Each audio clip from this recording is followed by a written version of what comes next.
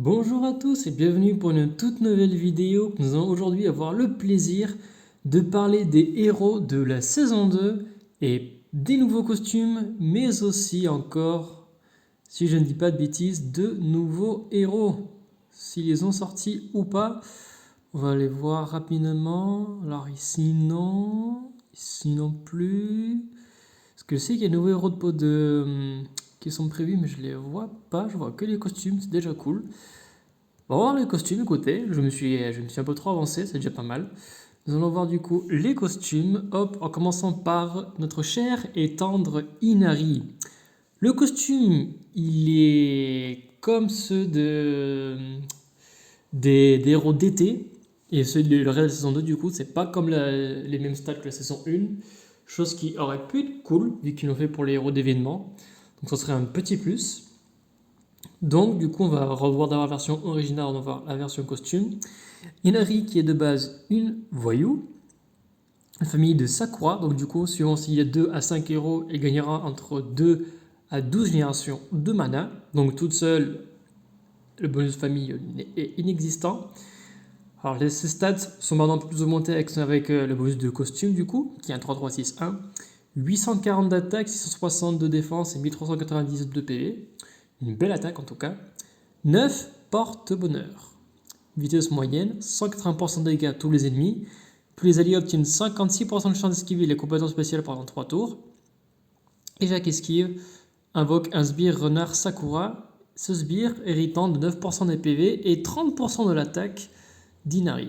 Sachant que chaque coup rajoute 7% du mana à son propriétaire à la fin de chaque tour. Donc c'est une héroïne à sbire qui fait très mal. Une sbire qui font très très mal, vu qu'elle a quand même une attaque qui est quand même assez conséquente. Certes, il meurt assez rapidement, certes, mais en général, ils ont toujours le temps de donner au moins 7% de mana à son propriétaire, si ce n'est plus. Donc c'est vachement un bon héros que je n'ai pas la chance d'avoir, mais que si je l'aurais, je dirais pas non. Son costume, elle passe de voyou à druide. Ok, pourquoi pas. Du coup, vraiment, on a fond sur les sbires. Elle perd 40 en attaque pour gagner 40 en défense. Donc c'est un bon équilibre, je suis pour, perso. Et 1409 PV, donc elle gagne aussi une vingtaine de PV, donc c'est cool. On passe de 9 porte-bonheur à sort aveuglant. 210% de dégâts à tous les ennemis. Invoque un sbire Sakura pour le lanceur et les alliés à proximité. Le sbire renard Sakura est de 12% de PV et 30% de l'attaque du lanceur. Le sbire Sakura ajoute 7% de masse propriétaire à la fin de chaque tour. Tous les ennemis reçoivent moins 40% pour 3 tours. Les chances de rater s'appliquent également aux compétences spéciales offensives. Alors, autant la version d'origine c'est cool parce que du coup c'est une héroïne qui permet d'esquiver les compétences spéciales, mais là dans son costume c'est une héros qui est... Là c'est vraiment plus défensif et là c'est offensif. Elle fait 210%. Bon, après elle perd 40 d'attaque donc au final sur le CS ça revient au même. Par contre, les sbires, ils les invoquent à coup sûr pour elle et les copains d'à côté, qui ont 12% de PV au lieu de 8, donc ils sont quand même plus résistants, toujours 30% d'attaque, et le sbire ajoute 7% de mana à son propriétaire à la fin de chaque tour. Ce qui fait que, ce qui est très fort du coup, c'est que quand vous la jouerez du coup, Inari, sachant que Inari en classe druide, il gagne plus 4% de génération de mana, vers la fin, ce qui fait que en fait à chaque fois que vous allez jouer sa compétence spéciale, bah, les sbires du coup, sauf rares héros qui permettent de ne pas en avoir, mais il y en a très très peu, si je dis pas de bêtises, en fait une fois qu'elle a sa CS, pour moi c'est comme s'il passerait en vitesse rapide. Et d'ailleurs, en bataille de ruelle, elle va être une tuerie et horrible parce que du coup elle va attaquer tout le monde, et réduit la précision de tout le monde de 40%, ce qui n'est pas dégoûtant du tout. Je pense que Justice est dans la même longueur d'onde, je ne l'ai pas en tête mais je pense. Donc là c'est vraiment un bon héros, franchement, elle me plaît, franchement elle est très très cool. Genre qu'il suffit de mettre des héros à côté d'elle qui sont lents, bah, du coup ils vont gagner, bah, hop, comme ça 7% de mana d'un seul coup sans rien faire de plus. Donc non, c'est très balèze. J'aime bien le petit équilibre qu'ils ont fait sur les stats. Du coup, elle est plus défensif, donc c'est tout son avantage. Mais perso, j'aime bien. J'aime bien, j'aime bien. J'aurais plutôt mis sorcier ou ecclésiaste perso comme classe, parce que du coup, druide, dans le cas par exemple où elle a bah, trois runners Sakura, si jamais du coup elle a le sbire druide qui vient et qui apparaît, bah, du coup ça va en faire disparaître un. Et ça, je le trouve dommage. Donc du coup, sa classe, je le trouve pas optimale par rapport à sa CS, mais voilà. N'empêche que ça le mérite que dans la grille des talents, du coup, ben, elle aura le 4% maintenant en plus. Donc franchement, très cool. En plus, elle est à la une avec Devana. Donc là, c'est deux héros à sbire. Donc là, franchement, on profite. Trois héros à sbire, même avec Nord. Bah là, bah, écoutez, moi qui aime les sbires, là, c'est mon portail. Ensuite, passons au costume suivant. Nous avons Ameomna, qui est de classe sorcier, de la même famille. Donc du coup, on va pas y revenir. Le costume, c'est la même chose. Avec les bonus de costume, du coup, nous avons une 4 étoiles qui a presque 800 d'attaque, ce qui est colossal. Par contre, elle a une défense et des PV qui sont quand même pitoyables. 542 PV, c'est à la hauteur des 3 étoiles, et 1117 PV. Fantôme, vitesse rapide, supprime tous les effets appliqués et cumule du lanceur, supprime même les effets et le cumul non applicables, etc. Le lanceur se change en forme fantôme. En forme fantôme, le lanceur gagne plus 82% d'attaque. Il ne peut pas gagner de mana ni être soigné, etc. En gros, on peut rien lui faire et ça dure pendant 4 tours. Alors, dans la forme fantôme, c'est très fort. C'est rapide, donc c'est cool. Elle a beaucoup d'attaques, mais ça va beaucoup augmenter pour moi, en soi, c'est une héros à titan. Pour moi, c'est une héroïne titan. Parce que elle a une CS qui fait qu'elle a beaucoup d'attaques en plus, avec une attaque qui est de base très élevée. Et en fait, elle a vulnérable pendant 4 tours. Donc je trouve pour moi, Ameomna, pour moi, c'est comme une héroïne titan. Elle fait très mal en dégâts de tuile. Le reste, je vois pas trop la. Enfin, c'est l'intérêt principal que je vois. En bataille sanglante, elle va faire la différence, parce que pouvoir se cacher en rapide, c'est quand même très fort. Donc voilà, pour moi, c'est une héroïne qui a une forte stat d'attaque et qui, lorsqu'un fantôme obtient beaucoup plus d'attaque, donc pour moi, c'est comme un héros titan. Ou alors juste un héros pour les tuiles. Elle passe de sorcier à mage. Ok, donc là, du coup, là, on passe à chance de faire un effet négatif du moins 50% de génération mana sur 2 tours, 15% de chance de le faire. Ici, à une chance sur 4 de faire 15% de dégâts en plus pour chaque effet positif. Je suppose que si elle est classe mage, je pense tout de même qu'il y aura quand même quelque chose d'intéressant. En général, les stats, elle perd 100 d'attaque pour gagner 100 de défense et gagner 20 PV. Donc là, déjà, là, c'est une héroïne très clairement offensive. Et là, vu le changement de stats, j'en déduis qu'elle va être défensif. On va voir ça de suite. Fantôme à Yurei. Toujours vitesse rapide. Supprime tous les effets appliqués et cumule du lanceur. Supprime l'effet. Ok. Donc supprime tout. Lanceur se change en fantôme. Ça, on est au courant. Ok. Sous forme fantôme, tous les alliés du lanceur ont plus 44% de défense. Et quand le lanceur est sous forme de fantôme, tous les alliés sauf lui récupèrent 140 PV chaque tour. Donc c'est comme un Ludwig, mais en 4 étoiles de la saison 2. Est-ce que c'est cool? Oui, je trouve comme un héros en vitesse rapide qui donne 44% de défense à tout le monde, c'est quand même pas dégoûtant, quand même vachement bien. Et des PV du coup 140 sur 4 tours, 280, 400, ça reste à 160 PV gagnés sur 4 tours. Sachant que c'est un effet qui n'est pas dissipable vu que c'est tant qu'Ameona est sous forme de fantôme. Ok. Je la préfère nettement en version costume, je trouve, parce que là, je trouve qu'elle est un peu plus réduite en utilisation, je trouve. Là, je la trouve beaucoup mieux. Là, elle est quand même beaucoup mieux. Franchement, j'aime bien son costume. En booster de bonus, elle va être excellente. Enfin, même très très bien en booster de bonus. Voilà. Voilà, ce qui m'illustre pour elle. Ensuite, nous avons Gaedirus, qui est de classe druide. Famille d'Atlantis, donc suivant si entre 2 à 5 euros, il y aura entre 5 et 20% de défense en plus. 636 d'attaque, 710 de défense et 1161 de PV. Donc des stats qui sont corrects au moins. Coup puissant vitesse lente, 160% de dégâts à la cible et des dégâts mineurs aux ennemis proches.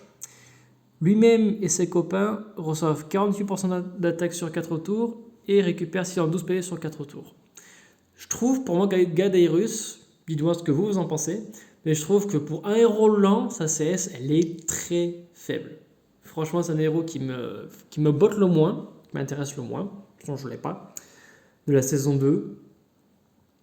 Donc on va voir le costume, franchement peut-être le costume va rattraper, mais perso, parce qu'il est lent, je le trouve pas top. En moyen, j'aurais dit plus oui, mais en lent, franchement, le coup puissant, je vois pas vraiment où il est puissant.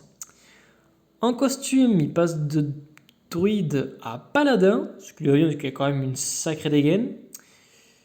Du coup, il gagne un peu en attaque pour gagner un chouïa de défense, un chouïa de PV. Ok. Coup renforçant. Inflige 130% de dégâts à tous les ennemis. Ok. Tous les alliés reçoivent plus 48% d'attaque sur 4 tours. C'est quand même déjà beaucoup mieux. Et la santé de tous les alliés est boostée de 480 sur 4 tours. L'action de PV ne peut pas être dépassée. C'est tout de même largement mieux. C'est beaucoup mieux.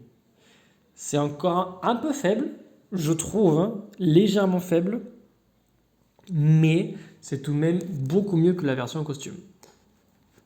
Après, là, je trouve que c'est un peu bof, mais là, sa CS en moyenne, je trouve que ça serait un peu trop fort en parallèle. Parce que les dégâts, je pense que c'est plus anecdotique qu'autre chose. Je pense que c'est un peu comme le faiseur de tombe qui fait des dégâts symboliques, mais qui en soi, ça fait pas grand chose. Par contre, le 48% d'attaque pour tout le monde sur 4 tours et le fait de booster la santé de grosso modo 500 sur 4 tours, ça par contre, ça me plaît. Héros Titan, j'irai pas jusque là, même si tout de même il a le mérite de faire plus 48% d'attaque sur 4 tours pour tout le monde. Donc, quand même, c'est bien. Ensuite, nous avons Wilbur, qui est de classe moine. Alors lui, c'est un héros de la saison 2 que je vois le plus, perso. Dites-moi si vous pensez la même chose dans les commentaires. Le fait qu'il soit en costume, c'est encore un héros qui est encore plus balèze. Héros que je n'ai pas, je crois que je n'ai pas d'ailleurs, c'est assez dommage. Famille du Lagon, suivant s'il y a 2 à 5 héros, il leur entre 3 et 15% d'attaque. Classe moine, donc certaines chances de résister aux effets négatifs. 30% de chance. Des stats très clairement défensifs avec 620 d'attaque, 710 de défense et 1210 PV. Festin merveilleux, je pense qu'on le connaît tous. Tous les alliés et ennemis partagent les dégâts pendant 4 tours. Tous les ennemis reçoivent moins 44% de défense pour 4 tours et tous les alliés reçoivent plus 63% de défense pour 4 tours. C'est très fort et très casse-pied. Je pense qu'on le connaît pas mal, du coup je vais pas m'y attarder. Mais franchement, il est casse-pied. Version costume, breuvage grandiose, il passe de moine à ecclésiaste. Donc je trouve que c'est dommage. Les stats sont un peu plus équilibrés, il gagne pas mal d'attaques pour perdre pas mal de défense et perdre un chouïa de PV. Breuvage grandiose, tous les alliés reçoivent plus 100% d'attaque normale pendant 4 tours. Cet effet peut se cumuler aux autres. Cet effet modifié jusqu'à 140. Tous les alliés récupèrent 280 PV sur 4 tours. Alors là, il devient héros titan. Et là, franchement, si je pourrais l'avoir, je serais vraiment très content. Là, il devient héros titan, c'est excellent. Là, je vois juste que c'est excellent. Et le fait qu'en costume il soit l'un ou l'autre, c'est un héros qui fait que là, comme ça, il est très bien, il est très intéressant. Et son costume fait qu'il soit encore plus cool. Donc là, les PV, pareil, c'est anecdotique. Mais c'est quand même pas mal. Quand même pas mal du tout. Très fort. Ensuite, nous avons Mnesus truc machin, qui du coup, de famille d'Atlantide, on y revient, de classe ecclésiaste. Lui, c'est un peu comme le Tyrum de la saison 1. Mais en vert, voilà, donc des stats plus offensifs que défensifs, on peut le voir. 490 d'attaque, 440 de défense, 730 PV. Lance d'Ackland, vitesse rapide, 300% dégâts à la cible et retire bonus de tous les ennemis. En toute logique, je pense que si je suis logique de Tyrum, le costume, bon voilà, c'est exactement ça. Même taux de dégâts, sauf que là, il purifie les négatifs de tous les alliés, donc c'est le même principe que Tyrum costume. Les dégâts ici sont augmentés, les défenses est un chouïa réduit, les PV aussi, mais vu qu'il devient classe paladin, du coup, ça peut se compenser. Donc là, il y a un petit compromis. Je n'ai pas beaucoup m'y attendre parce que j'ai pas grand chose qui me vient à l'esprit, vu que c'est pour moi comme un Tyrum. Et voilà, du coup maintenant ils ont fait un Tyrum de saison 2 basiquement. Qui est vert tout de même, on va le noter. Et je pense que c'est la dernière. Pour terminer, nous avons la Mélia, la chère et tendre Mélia, que j'ai, et que je regrette de ne pas avoir son costume du coup, qui a 520 d'attaque, 416 de défense et 725 PV, qui en rapide fait 120% de dégâts à tous les ennemis, et tous les alliés reçoivent 36% de chance de progresser sur 4 tours. Un héros titan, elle est sympa. Druide, son costume, elle gagne en attaque, elle perd en défense et en PV, donc attention, c'est un compromis assez short, là du coup elle a quand même très peu de défense, là tout de même c'est quand même inquiétant, mais elle a la classe combattante, ça c'est cool, du coup le puricité c'est vachement cool. Lame atlantéenne, je ne savais même pas que ça existait. Toujours 100% de dégâts à tous les ennemis, tous les ennemis reçoivent moins 25% de précision sur 3 tours, les chances de rater s'appliquent également aux compétences spéciales offensives.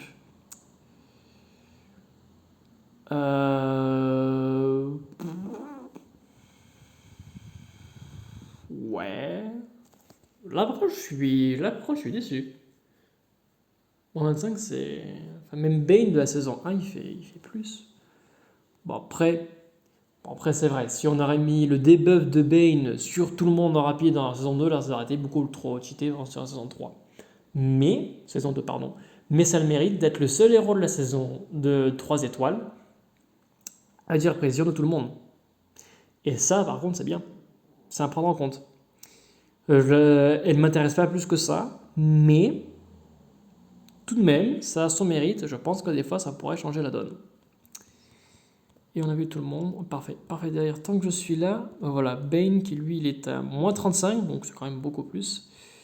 Et sur 4 tours, et Justice, toi, tu es à moins 40. Ok, donc du coup, le debuff de Justice et celui d'Inari Costume est identique. Donc ça va vraiment être très casse-pied. Inari sur 3 tours et Justice 4 tours. Justice c'est 4 tours mais en lent, Inari c'est 3 tours mais en moyen. Moyen vers rapide par rapport à ses sbires. Alors les costumes qui sont vraiment très cool, j'aime beaucoup. Qui est-ce qui m'intéresse le plus dans tout ça? Alors bien sûr Inari, bon là il n'y a pas photo. Direct de base je la voulais mais là je la veux encore plus. Toi non, Wilbur oui, alors moi je dis oui de suite. Gaïderus, pourquoi pas, je dis pas non mais c'est pas dans la priorité, maintenant il m'intéresse. Maintenant il m'intéresse, avec un costume mais il ne m'intéressait pas du tout. Et toi, pareil, Amana par contre tu m'intéresses. Après, est-ce que je vais avoir des héros de la saison 2? C'est pas gagné vu que si je mets pas de porte-monnaie, je risque pas d'en avoir. Peut-être que j'en aurai un si je fais pas beaucoup de pièces d'Atlante, et encore. Et encore, c'est pas garanti. En tout cas, dites-moi si vous avez été chanceux sur les évocations, et je vous souhaite une excellente journée et profitez de l'Atlantide. À de suite!